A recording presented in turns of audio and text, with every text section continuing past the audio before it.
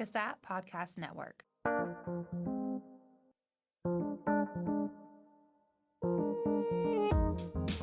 Welcome to Season 6 of CASAT Conversations, where we sit down with professionals who have spent decades in their fields like mental health, addiction treatment, business, sociology, and more.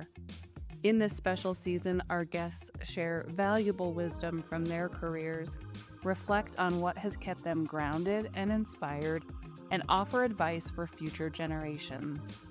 Whether you're new to the field, uncertain about your next steps, or feeling burned out, these conversations provide guidance and reassurance from those who've walked this path.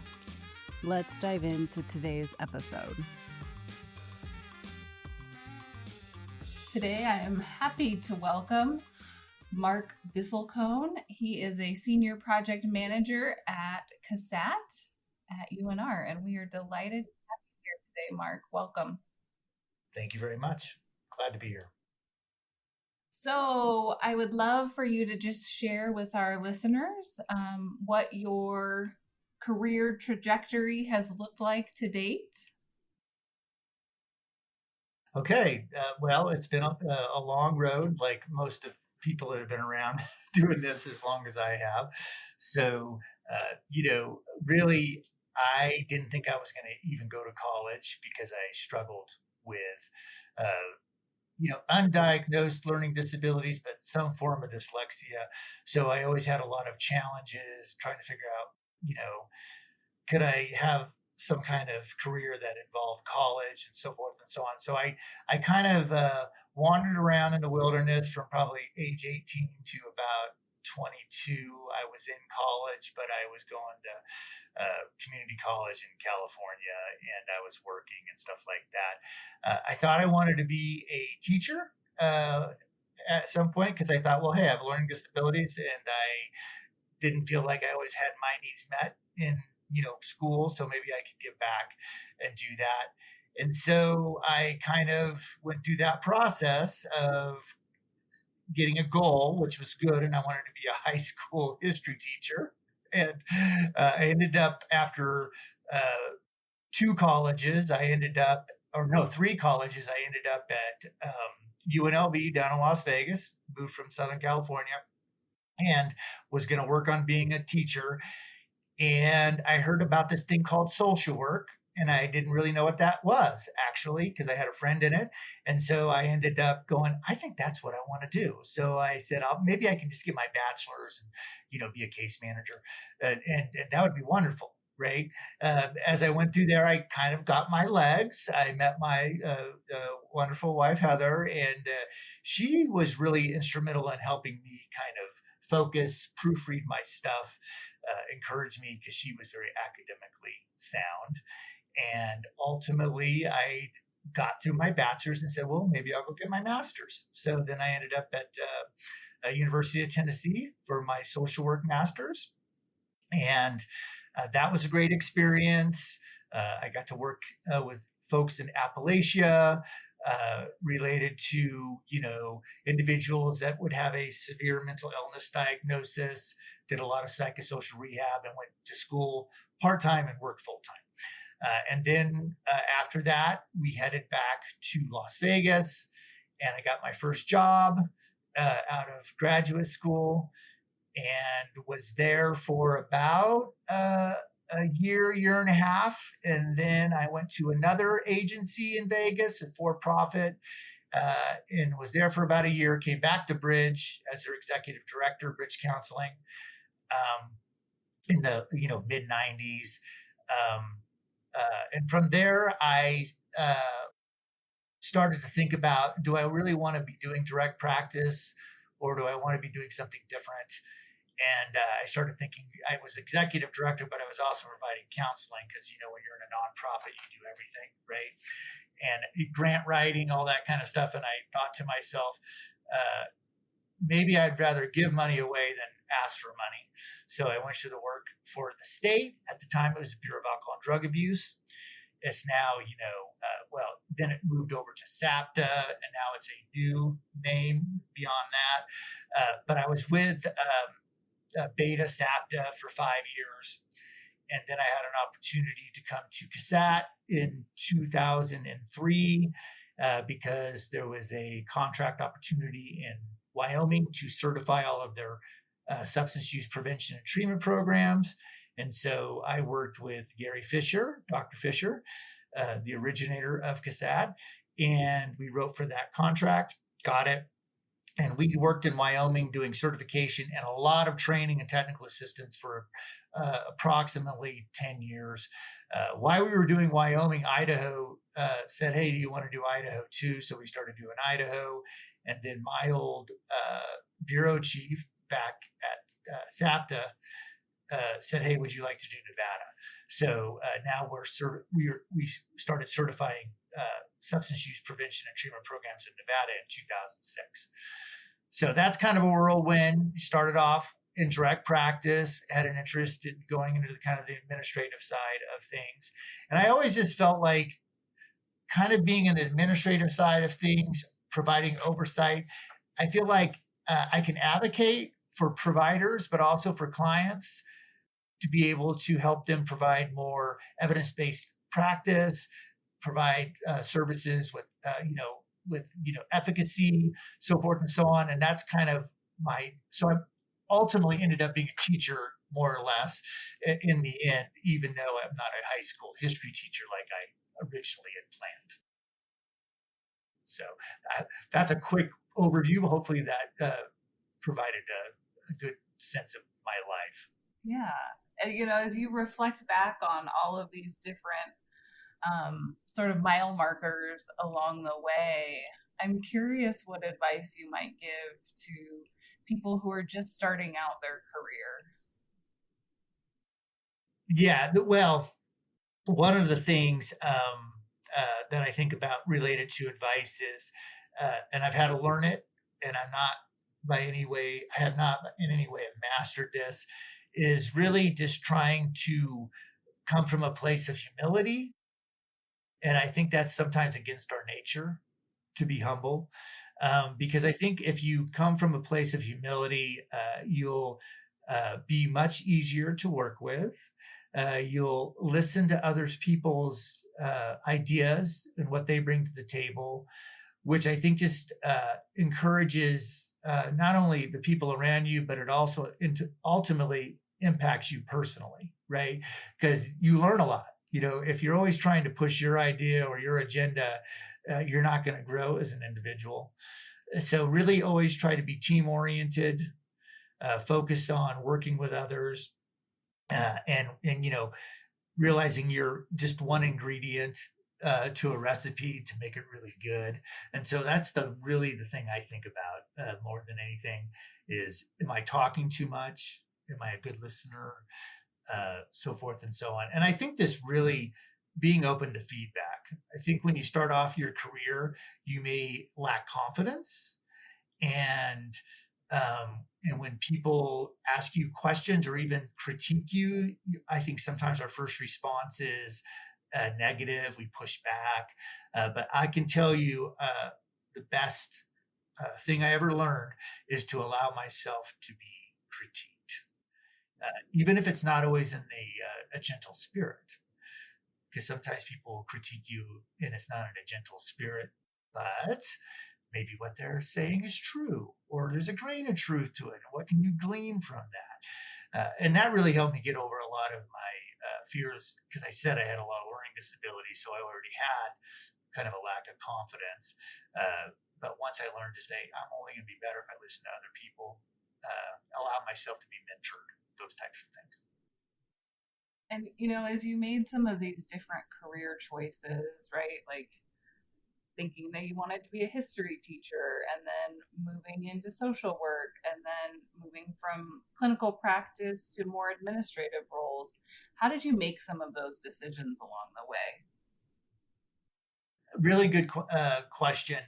One of the things I always share with people who are thinking about making a decision like that is a couple of things. Is you should never go into a new position or make a transition because where you're at, there's a significant struggle, right? And maybe you're at a place where you don't feel like all of your needs are being met. And so you're looking to see if the grass is greener on the other side. And often when people make decisions kind of out of duress like that, they find that the grass is not greener on the other side. And then they go, oh, why did I do that? So I always tell people that if you're going to make a career decision, is it really something that is in the best interest of yourself, right? And it's a sense of progression, maturity, and growth. And those are the reasons why you're doing that. You're not trying to escape something terrible. Now, I always put a caveat in there. Obviously, if you're in a very hostile work environment and it's very difficult, sometimes you have to make a job change, right? But often when I talk to people, that's not the case. And for myself, everything that I did always had kind of a thoughtful, meaningful reason for it. And it was always helpful, not only for myself, career wise, professionally, but often, you have to also take any kind of decision like that within the context of your family, depending on what your family, situation is, some people will make a decision, maybe they're married. Some people will make a decision they're married and have kids. So you always have to take those things into considerations and how that'll impact them as well. Thank you. So that's a big thing.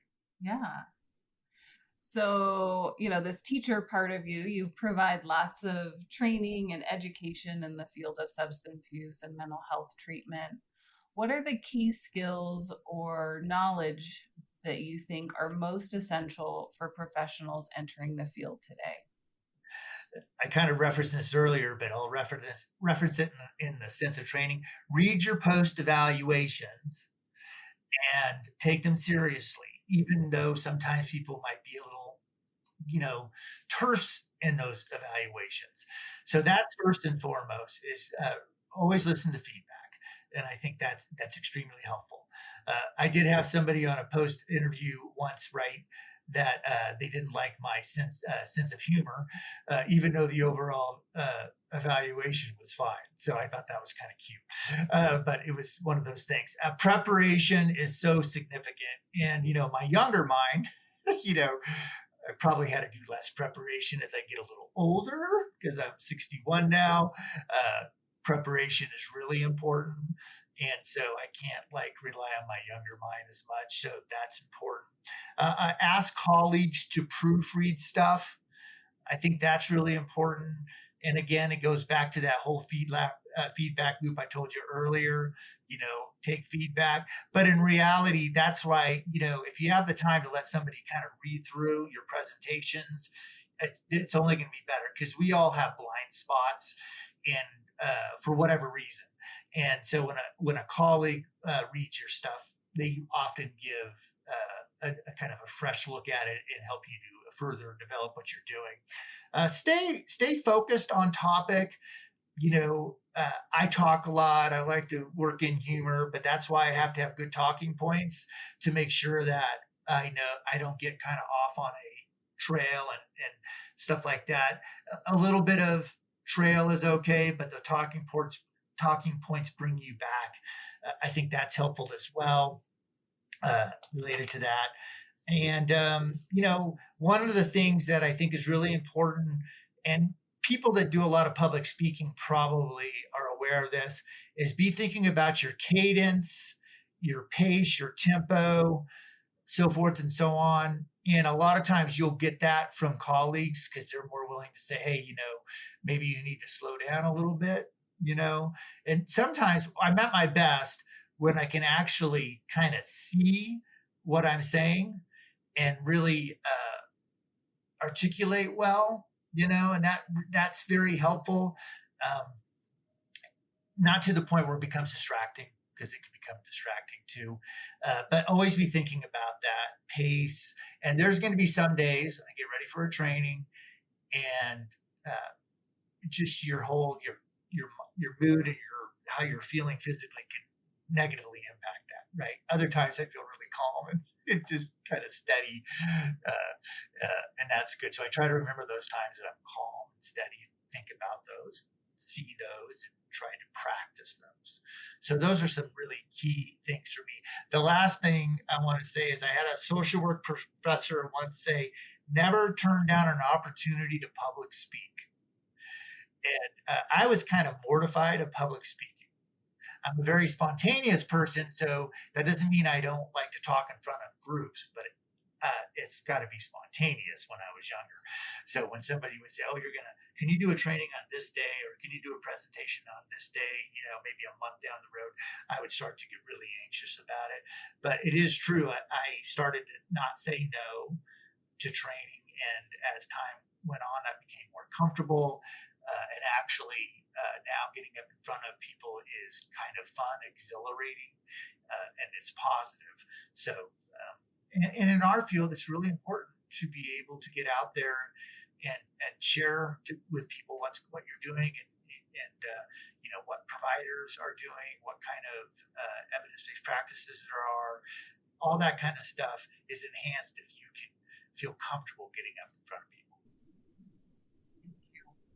What are some of the training topics, the timely training topics right now that you're most excited about in the field? Very good. The first one's going to sound pretty dry, but one of the things I love training on is privacy and confidentiality. You have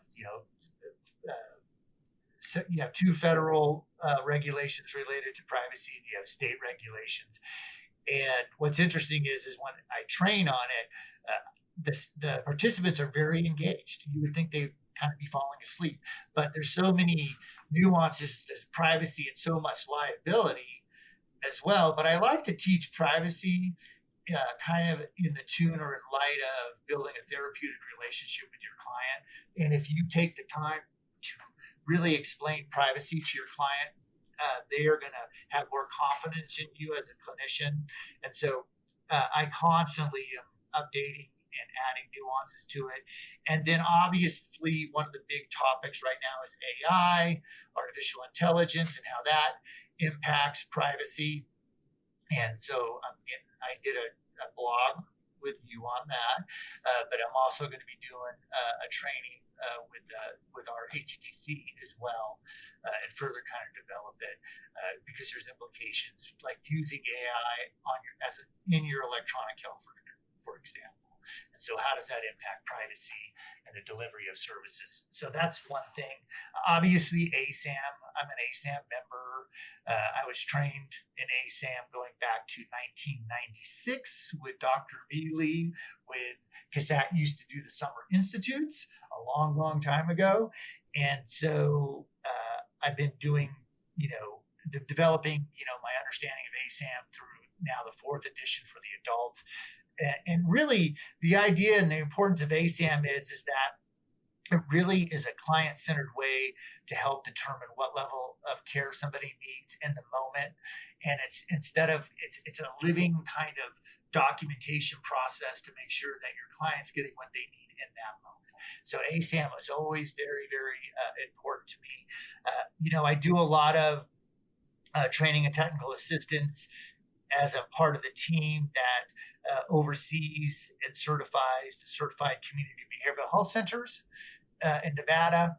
And so that is really focused on integrated care. So that's my other big area I like to talk about is integrated care, which is co-occurring diagnoses, but not just, a substance use and a mental health condition. It's also what kind of biomedical needs does the client have too. So those are probably 3 areas that I really enjoy training on and are very important to me. Obviously, there's a lot more, but those are the 3 that I'll just focus on for here. Well, and so with the privacy and confidentiality for any clinicians who might be listening, I'd love if you just give us your elevator speech on what you would say about privacy and confidentiality to a client so that they might hear from your perspective. Yeah, exactly. And really, from my personal experience in direct practice, when I first started, doing counseling out of graduate school, I really took all of that intake paperwork that a client needs to do before you even start doing a biopsychosocial. And I really began to articulate and be able to provide a summary of what all this means. Because just like putting a piece of paper in front of a client and say, this is about your consent to treatment. This is about your patient rights. This is about your privacy. please sign here. That's really not ethical in many ways. Really giving them an overview of that. And I often share the example of when you go into a medical doctor, they tend to hand you all the HIPAA stuff and want you to sign it, but they don't give you a summary. And I don't think anybody's reading it to see that it's complete. So it's really important that if you don't have a signed, dated copy and a completed form, it's invalid. So it's really important to go through that with the client. You don't have to go through every line and explain everything, but you really want to give them the essence. And a couple of examples I'll give, because I always tell participants and clinicians, is that you need to really share and set this up before you start getting into the biopsychosocial areas, such as by federal regulation and state regulations, I'm required to report child abuse and neglect. And I just want you to know that, okay? That if I have any suspicion of that, I'm going to need to share that. And that's really important for a client to know, right? So that's like one of the things that I like to share with them. I also say that, I'm here. This is a helping profession. So if you're struggling with, some kind of thoughts of self-harm or stuff like that I may have to, address that as well. And we may need to, do an intervention on something like that. So that's another thing that is really, really important to share with them. So those are a couple of things that are obviously like under 42 CFR Part 2, which is the federal confidentiality regulations for substance use treatment programs, is that if you don't have to have a consent signed by the client to report that stuff, right? That those are exceptions to the general rule, and that you can make a report without a consent, and they need to understand what their rights are and what their also what the limitations of those rights are. So it's really important to kind of go through all of that stuff with a client before you ask any personal questions through the biopsychosocial. Yeah. It strikes me as, there's like this, it seems like kind of routine now, right? To just receive forms and sign them and move on. Exactly. Yes.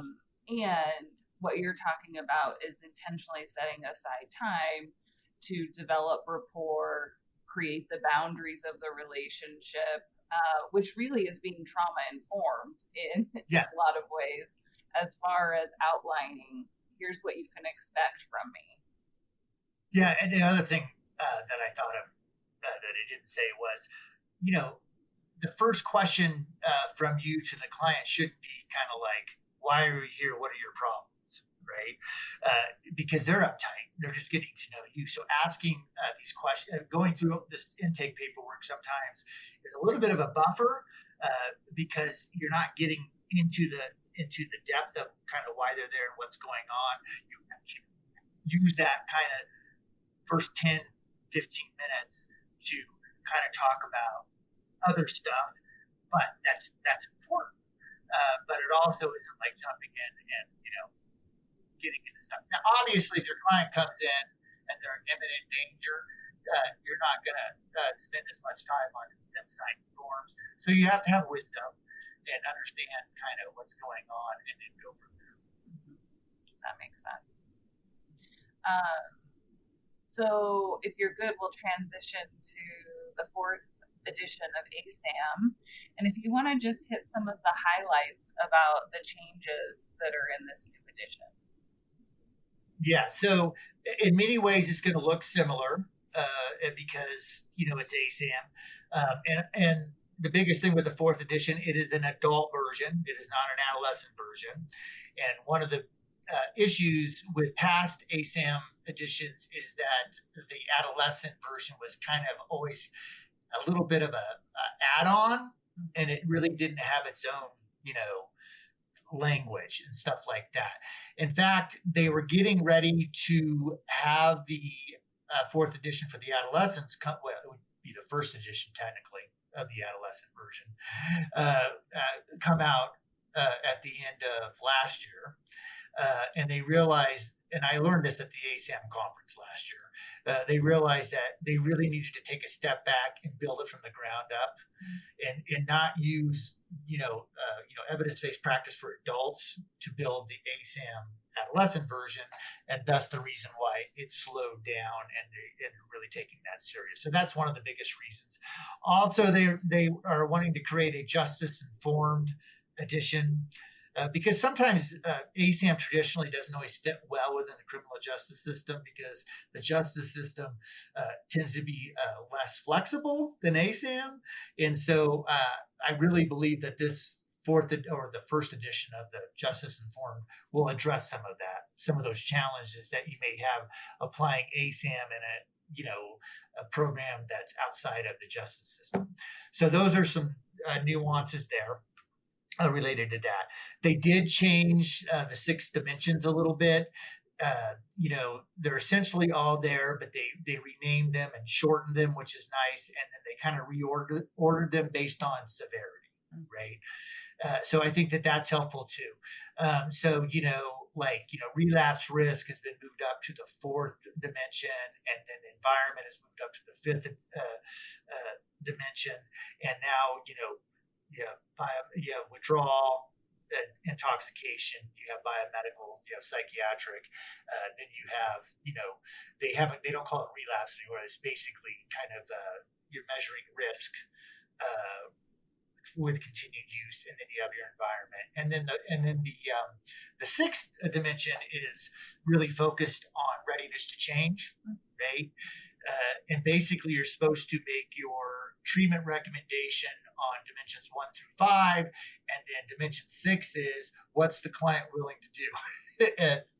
Thus, readiness to change. So to me, I think that's a really good change, that they kind of reordered them based on severity, and also made them, I think, more practical in practice. So that's part of it. Some other big changes is they really have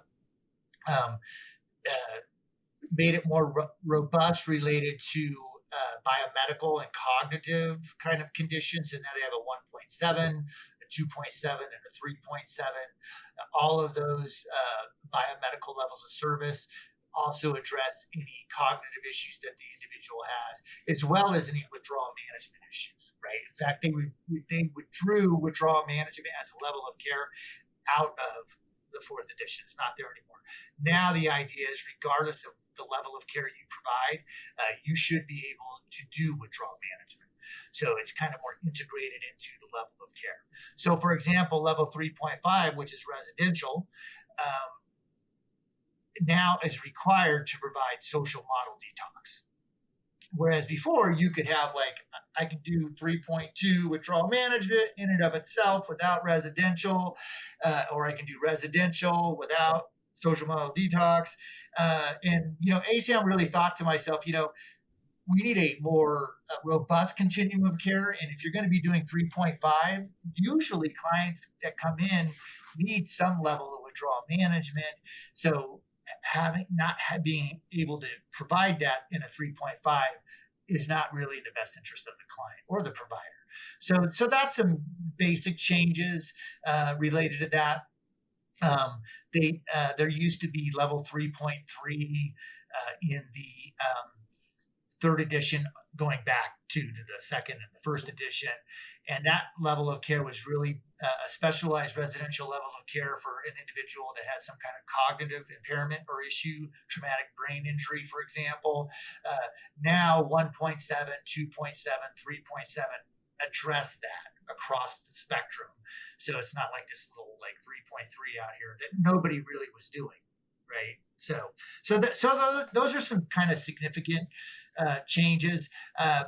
Traditionally, they had a thing called the ASAM 6-dimensional assessment that you would provide, and you would do risk ratings related to that. Now that's moving over to what they call a level of care assessment through the 6 dimensions.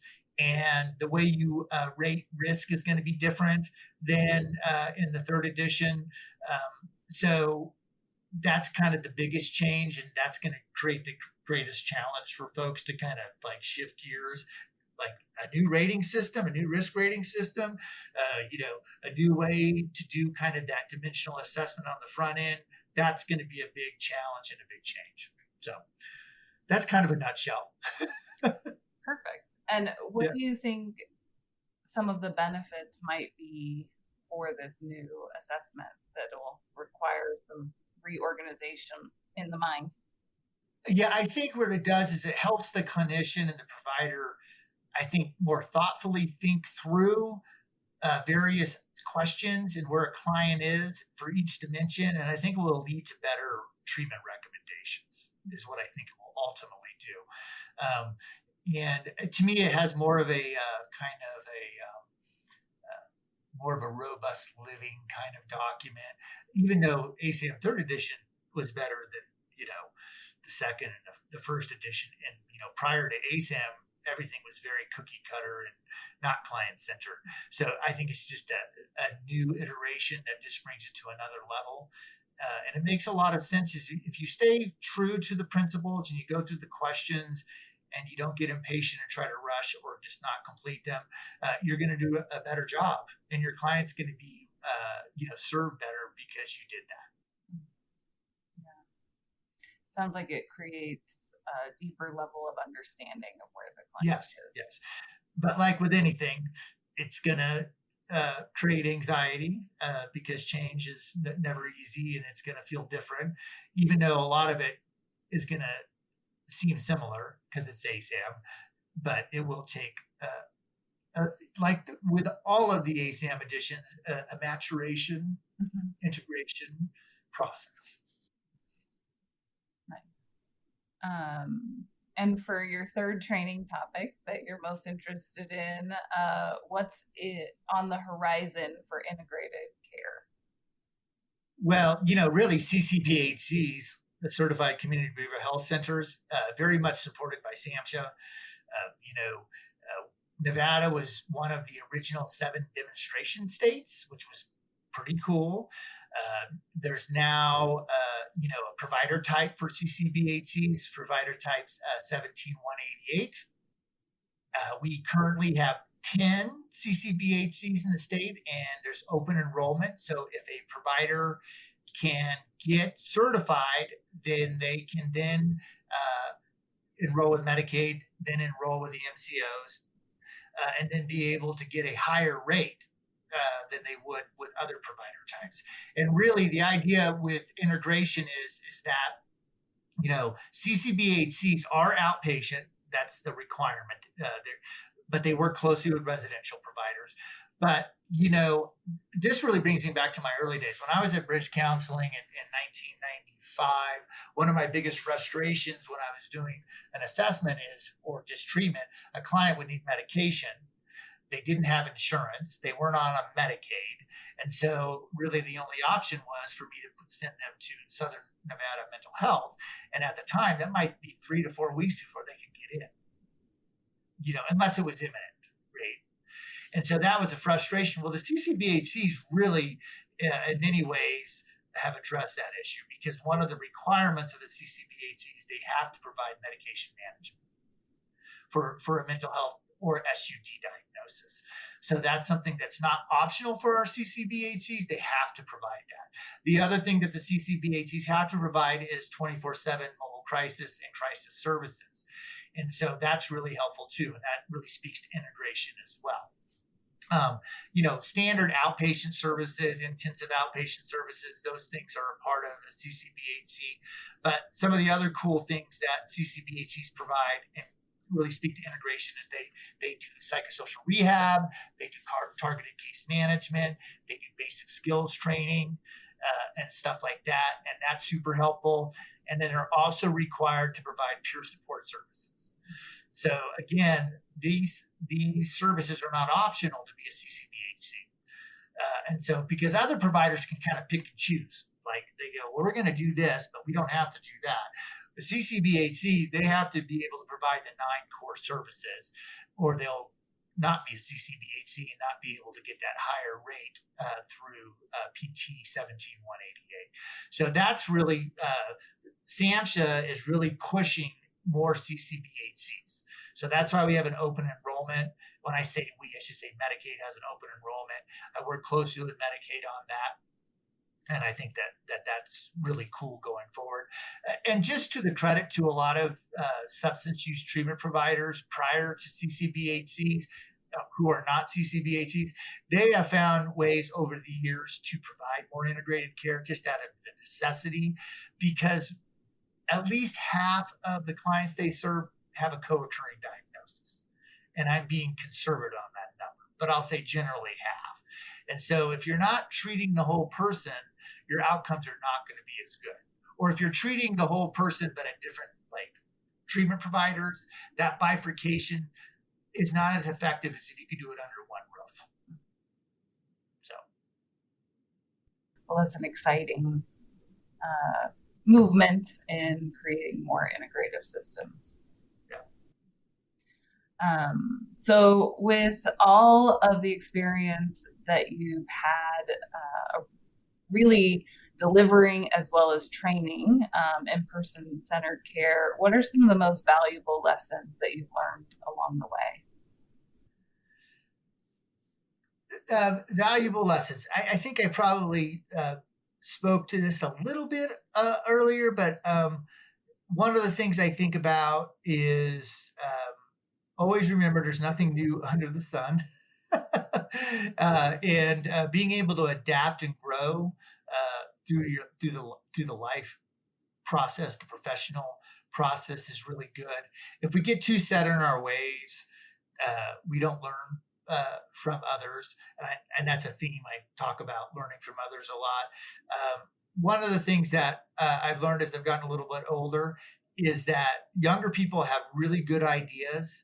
And even though I say there's nothing new under the sun, some of the stuff that they say is new. And to me, or maybe it's a hybrid of maybe something I knew at one time, but it's been further developed. So I think that's really important.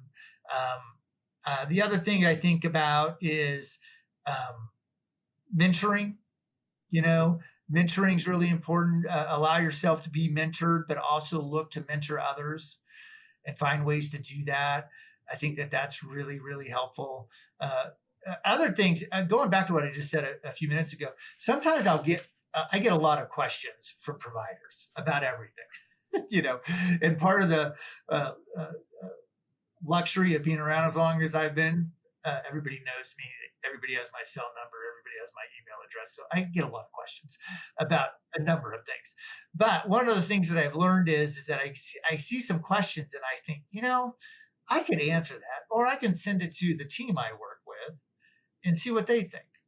So I've kind of started this practice of sending some of the questions that I get and asking for staff to chime in. And they really give me some really thoughtful ideas. And it also helps prevent me from being on an island or me from making unilateral decisions by myself because I've been around so long and I know what to do. Unfortunately, that's not true. Just because you've been around a long time doesn't mean you know what to do in every situation. So really, reaching out to those around you. So peer, kind of supervision and dynamics, but also being mentored and also in turn mentoring others. I think those are some things that I've really learned over the period of time that I think is helpful. And again, always looking about how to be a team player. I wrote this down. It's not about me; it's about us. Right. So that's kind of a good thing to remember when you're in your career. And I know that sometimes people in the helping professions, people outside probably don't think we struggle with ego and control and stuff like that. But sometimes I think we struggle with it more than other people professionally. And sometimes I don't see people in the profession always treating each other very well. And that really, disheartens me because I think that, even if you disagree with somebody, you should still respect them as a colleague or, maybe a supervisor or even somebody you supervise. Is just really trying to look for ways to build consensus, being willing to give up and compromise maybe part of what you want, understanding that to move forward you need to compromise. and so forth and so on. I think those are really helpful things for me career-wise that I would like other people to hear about and think about. Thank you. All seem critically important, especially to creating a psychologically safe team environment. Always thinking about what's the solution in this situation rather than drawing a line and saying, I'm not going to cross that line unless I get A, B, and C. Well, maybe you do need to cross the line. As long as, what is being proposed is ethical and well thought out, and you do need to consider that, because there are times in your career where you have to draw the line and say, hey, that's unethical. And, I can't, support that. I think also looking for teachable moments. Sometimes I'm working with folks that are maybe not clinicians, but they are in the helping profession. Maybe they're a funder, maybe there's somebody that works within the state. You may hear them say something that is stigmatizing about clients. Instead of like hitting them over the head with a hammer, step back and teach, look for teaching moments and to share that with them. And it's amazing when people hear it with a gentle spirit, they tend to respond like, I never thought about that. Thank you so much for sharing that with me. And I think that's helpful too, because, sometimes we get into a got you moment. Like, I can't believe you said that. Well, just because you may have awareness of that because you've been doing something for many years doesn't mean everybody is. So the way to teach somebody in that moment is to be nice and gentle and teach without being condescending. Mm-hmm. Without being judgmental and making that other person wrong or bad. We get a lot farther when we, the gentle spirit, right? Yep, absolutely. Yep. So the field is seeing some significant changes in policy, funding, as well as practice recommendations. What advice would you give to professionals about adapting to a constantly changing environment? Really stay up to date. You need to read policies regularly. You need to know what the latest evidence-based practices are. You need to reach out to folks that maybe have developed the policies and ask for clarifications and so forth and so on. I think that that's really important. And it's one thing that we suffer from because we're so busy that sometimes we don't stop to understand. And so I just really encourage people to take time.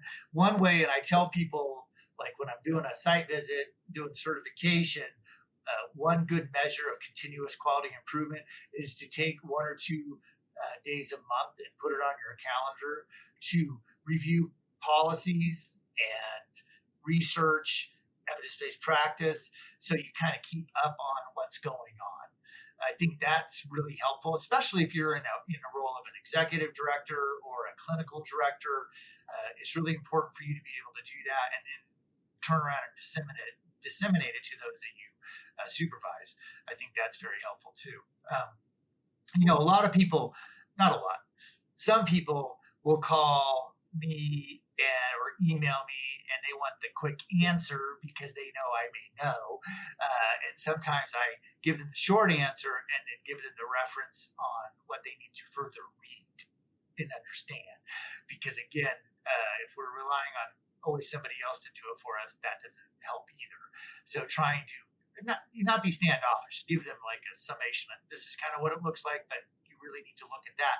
Going back to privacy, a lot of times I'm teaching privacy. There's a lot of legalities to it. I'll share a lot, but and I rely heavily on Legal Action Center in New York, to help with interpretation, because there are a group of lawyers that interpret federal law related to privacy. But I often remind folks that, this is kind of the overview of this regulation, but Legal Action Center recommends you get a lawyer to help you further interpret that. So always make sure that you stay within your scope and then recommend the people that you're working with that this you may need to go to this person. Sometimes I may give a quick overview of a regulation related to professional licensing. But then I always say you should reach out to your board and get in writing an answer to that to further development. So I think that that's important. But I have to start from understanding what the regulation actually says. So yeah, I do know what the regulations say for the various licensing boards. I do know the Nevada Administrative Code for, for alcohol and drug programs, and also for healthcare quality compliance. I do know all those things and the statutes behind them, and that's really helps me to have more clarity when people ask questions. I have better context. I don't just stay in my lane. I do stay in my lane, but I also try to understand what's going on in somebody else's lane. So when we're conversing, it's more helpful to everybody involved. So really keeping up on policies, regulations that pertain to what you do in your job is really, really critical.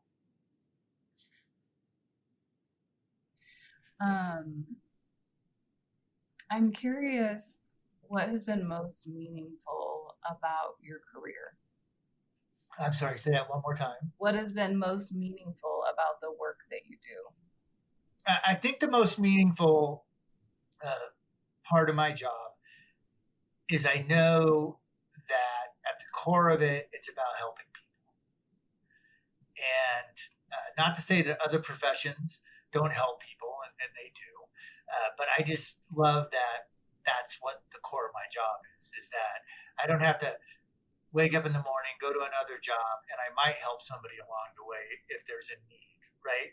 My job is just to help people in need every breath that I take in my work, right? And so that's really helpful. One of the most fun things and rewarding things is I get a lot of, professionals in the field that contact me and say, I have a family member, or I have a friend, and they need substance use treatment. Are you aware of, a provider that can do this or help them? And, to me, that's nice because even though that's not quote unquote my job, it's a byproduct of my job to be aware of what the system has, the good, the bad, and maybe sometimes the not so good in that. But I can help people at least get family and loved ones maybe into treatment, and I can advocate for that for them, and I think that's really rewarding. But that's the most rewarding thing for me is just the ability that my job is to actually help people. Right. Sounds like that you see the impact of it as well, and that's meaningful. I hope so. Right? Yeah, treatment does work. You've heard that before, but I've seen it work. Yeah. I've seen so many people's lives repaired, healed, productive after having a lot of issues with a mental health and or substance use issue. So yeah, you've seen people come out the other side and are living a life that they want. And when I think about that, one of the key, NIDA has these 13 principles, National Institute of Drug Abuse. And one of the principles is that it takes repeated treatment to have long-term recovery. So one of the things I always share with people is that if somebody lapses or has a relapse, that's okay. You learn something through that. And every episode of treatment, you learn something. And if you go through 5, 6, 7 episodes of treatment, the likelihood of having long-term recovery goes significantly up. So we need to have an open door for people for treatment, not a closed door. So, we shouldn't have the attitude, which I did have in 1995. If somebody was struggling and they came back to treatment, I had this kind of attitude as, are they really ready this time? Rather than celebrating that they came back, right? I had it backwards. So I really think having an open door policy for people that are struggling will only benefit them in the long run. And in other words, it's a journey. It's not like, hey, I go to treatment and everything's great. No, you might need to go to treatment more than once. Maybe you'll have to go 5 or 6 times, but the door is always open and we're here to help you. And I think that's really important for people to hear, especially if they have family members that are struggling with substance use or mental illness, is that, it's a journey. And if you walk with people, things do get better, things do improve. Yeah, I wholeheartedly agree. One of the things I do as a health coach when supporting people to, make long-term behavior changes is the bulk of the work is after someone has set goals and they didn't go as planned. And that is life. And so, it's reframing this idea that these are failures because I didn't attain whatever my goal is to, okay, so what did you learn from this and how can you adapt to integrate the change that's most important to you? I could have used you when I was 20. So, it's interesting. Thought about that. Wanting to be a high school teacher and having a focus got me unstuck and got me over some hurdles, which led me to social work. So sometimes moving towards something, even if it's not ultimately what happens, is healthy. So I always thought, because before that I was just basically like wandering, and I was struggling. I went to two community colleges and another college, and things weren't working out until I finally figured out, well, I think I'm going to walk towards this and be okay if you ultimately don't accomplish what you set out to accomplish, but maybe it led you to something else. So when you said that, that's what came to mind in my own life. No, Getting on the trail and moving. The way that I sometimes, if I'm teaching about well-being, I'll describe it as a spiral staircase. And I think that really well-being is life, right? And throughout our life, we're climbing this spiral staircase. And sometimes we might fall down a couple stairs or maybe a flight or two. And it doesn't actually negate all that we've learned as we climb the staircase. And then we just continue to learn and grow from there. We learn equally as much from our setbacks as we do from our accomplishments. So sometimes setbacks are actually healthy. If everything came to us easy, I think that would ultimately cause us to not be as empathetic and caring of other people. Well, and I think the other part that I heard that's really important for all of us to remember, especially on the hard days when it just seems like we're not making a difference, is having unconditional positive regard for that other human being. One of my favorite phrases. Yes. Also, when I think about that, it's kind of a social worker thing, the right to self-determination. So the idea is that sometimes the clients that we work with are not going to make the best decisions in our own estimation, but we are really here to help people learn to be more, independent and improve their functioning. And sometimes we have to help them make better decisions, grow in skills to be able to do things. But that doesn't mean that they're going to do everything that we give them ideas on, or maybe what we do personally. But that doesn't mean that they aren't going to progress as a person. And I always say, and the key to self-determination is really people need to learn to own their own decisions.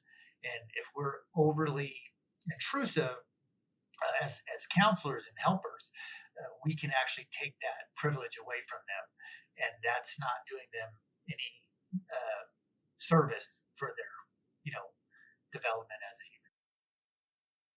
Yeah, it also reminds me of this example. So I used to lead a lot of chronic disease self-management workshops, and we had a participant who was eating 10 candy bars a day, and her action plan for that week was to eat 8. And there was a lot of judgment in the room about this person, A, eating 10 candy bars, and then B, not just cutting them all out. And yet it's a really wise way to look at changing habits and behaviors in these small incremental steps that still are having an impact, right? And it's like we want to just see someone make sometimes this leap from all or nothing to minimizing that risk. And so I think that, yeah.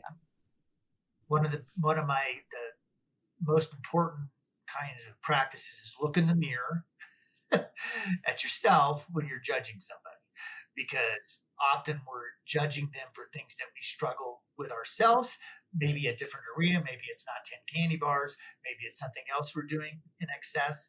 And so we all struggle with ambivalence to change. I love the stages of change thing. So sometimes when you're talking to a client and you're thinking about stages of change, proper use of self-disclosure without overstating it is maybe share some of the things that you personally have ambivalence to change. Like, I want to, exercise more, right? And I probably should exercise 5 days a week, but I exercise 3 days a week. And that's better than no days a week, right? And so those kinds of stories and self-disclosure in a healthy way, because you can sometimes use self-disclosure in an unhealthy way, I think it sometimes helps the client to go, they understand what it is to struggle, maybe not with the thing I'm struggling with, but with something. And clinicians need to remember that when they're getting a little bit like, why can't they just do A, B, and C? You need to look in the mirror and say, well, what do I need to change? And I'm not willing to do anything. So I think that's helpful too. Keeps us human and real in those moments. Yeah, absolutely. And that's where I've generally seen the magic happen. That's right. It is so. I mean, when the magic happens, that's a great way. That's beautiful. And again, you have to be willing to be, vulnerable, but appropriately vulnerable. Yeah. Right. Not take over. You don't want to become the client and the client become the counselor, because people do that too. Yeah. So yes. And that's why, talking to colleagues about this kind of stuff is very helpful. And if you're experiencing some countertransference or something with a client, the best thing that you can do is talk to somebody that you trust and know to get through that, because they, acting like it's not happening is really unhealthy, right? And so getting it out in the room, talking with somebody that's professional and getting support for that and wisdom, I think is very helpful too. Yeah. Thank you for naming that. All right. Well, as we wrap up our time together today, do you have any final thoughts for our listeners?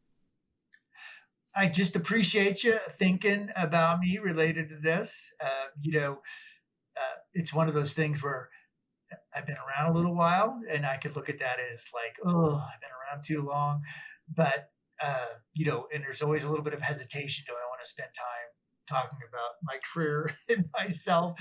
And I go back to the professor that said, never turn down an offer to publicly speak. And I know this isn't public speaking, but it's like public speaking, because, you have a life experience, and sharing some of the lessons along the way, I think, is helpful. And it goes back to, I think, the importance of mentoring. And this is an indirect form of maybe mentoring some of the younger folks out there, the young, beautiful minds, that I like to call them. And I'm excited about the field and what people are doing. And that is an exciting thing, because when I entered the field, there was still a little bit of, maybe not as professional as we should be, and I think we've grown professionally through the years, and we're really doing a really good job, as compared to 30 years ago, which should be the case. I feel like we progressed, not digressed. So, yes. Well, thank you for mentoring us today. It was lovely to have you here. Thank you so much, Heather. This is a lot of fun.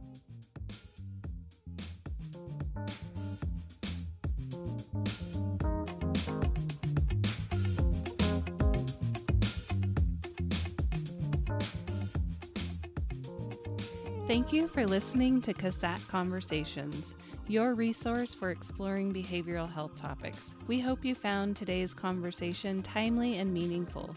Please share this podcast with your friends and colleagues. If you want to learn more, visit us at our blog at CASATOnDemand.org.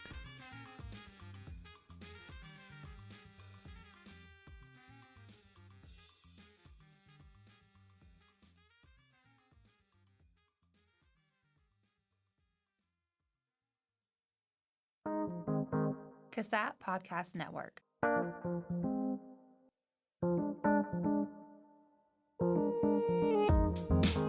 This podcast has been brought to you by the CASAT Podcast Network, located within the Center for the Application of Substance Abuse Technologies, a part of the School of Public Health at the University of Nevada, Reno. For more podcast information and resources, visit CASAT.org.